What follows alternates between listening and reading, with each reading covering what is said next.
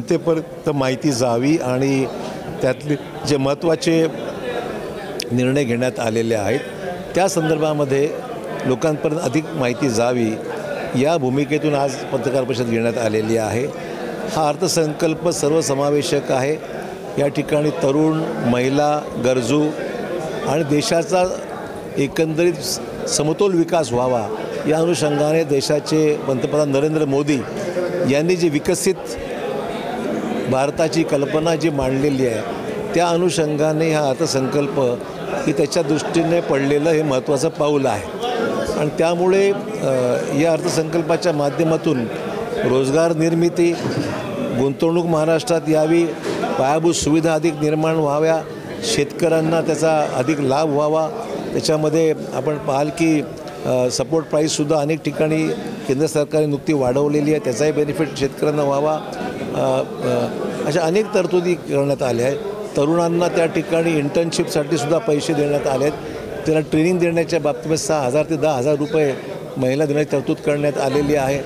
ती योजना राज्य शासनाने होऊ घातलेल्या योजना, मग ती लाडकी बहीणची योजना असो, गॅस सिलेंडरच्या संदर्भातलं तरतूद असो, 7-7.5 HP पर्यंत विद्युत कुठल्याही प्रकारची आकारणी न करण्याचा निर्णय असो, तर मला वाटतं की राज्य सरकार महायुतीचं असो किंवा केंद्रातलं सरकार NDA सरकार असो, त्या दोघांच्या माध्यमातून देशासाठी प्रगतीच्या दृष्टीने एक महत्त्वपूर्ण पाऊल त्यात टाकण्यात आलेलं आहे आणि त्याचा लाभ जनतेपर्यंत पोहोचवणं ही आम्हा सर्वांची जबाबदारी आहे। लोकांपर्यंत अधिक माहिती व्हावी आणि त्याची अंमलबजावणी व्यवस्थित व्हावी महाराष्ट्रामध्ये या अनुषंगाने आजचे पत्रकार परिषद करण्यात आलेली आहे। ते खालचा जमिनीचा विषय झाला होता 60 वर्षापूर्वी इनामी जमीन संदर्भात नांदेडच नव्हे तर संपूर्ण मराठवाड्यामध्ये मदतमात आणि खिदमतमास पद्धतीची जमिनी आहेत की ज्या जमिनीवर गेल्या 30-40 वर्षापासून लोकांचं वास्तव्य आहे। त्यामुळे त्या जमिनीत झालेले व्यवहार हे नियमित व्हावे, कारण त्या लोकांना परवानगी, बांधकामाची परवानगी मिळत नाही, खरेदी विक्रीचे व्यवहार होऊ शकत नाहीत। अशा प्रकारचा प्रश्न नांदेड जिल्ह्यामध्ये निर्माण झाला होता आणि त्या अनुषंगाने आम्ही मुख्यमंत्र्यांना, महसूल मंत्र्यांना, उपमुख्यमंत्र्यांना विनंती केली होती की रेग्युलराईज झालं पाहिजे, काय आकारणी करायची ते पैसे आपण आकारा, पण निर्णय घ्या। त्यामुळे आज त्याच्यावर चर्चा साधक झालेली आहे आणि तशा प्रकारचा मंत्रिमंडळाचा प्रस्ताव हा मंजूर झाला असं अपेक्षित आहे।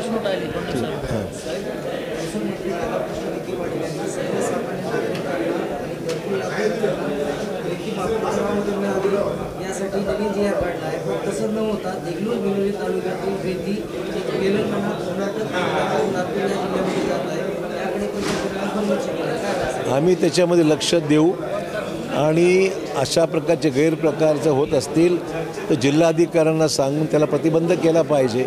रेती ही उपलब्ध झाली पाहिजे, शासनाचा महसूलसुद्धा बुडू नये ही महत्त्वाची बाब आहे आणि सर्वसामान्यांना योग्य भावामध्ये रेती मिळाली पाहिजे। जर ती इतर राज्यात जाऊन वारेमाप पैसे कमवण्याचं काम जर कोणी करत असेल आणि बेकायदेशीरपणे जर कोणी याचा दुरुपयोग करत असेल तर त्याच्यावर कारवाई निश्चित केली पाहिजे।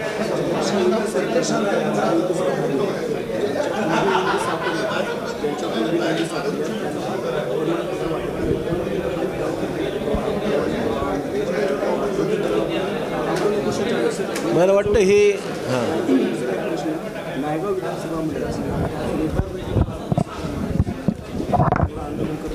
कशा बाबतीमध्ये मराठा आरक्षणासंदर्भामध्ये जे गैरसमज आहे ते खऱ्या अर्थाने दूर झाले पाहिजेत।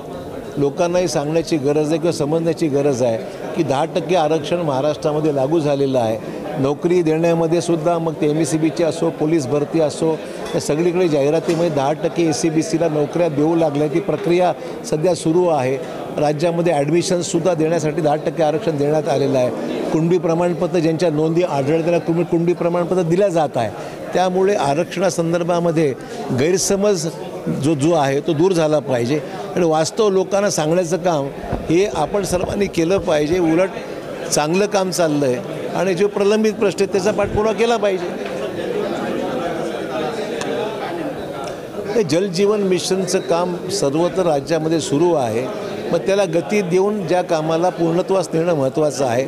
नांदेडमध्ये सुद्धा हे काम चालू आहे, परंतु त्याला पूर्णत्वास नेण्याकरता आपण अधिक गती देण्याची गरज आहे आणि म्हणून ही बाब मी उपमुख्यमंत्र्यांच्या निर्देश आणून दिली.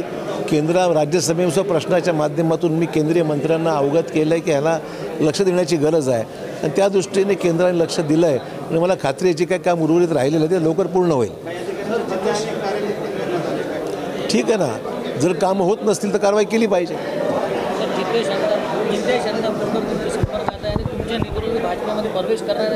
मला माहीत नाही असे कुठल्याही अशी कुठली चर्चा माझ्याशी झालेली नाही.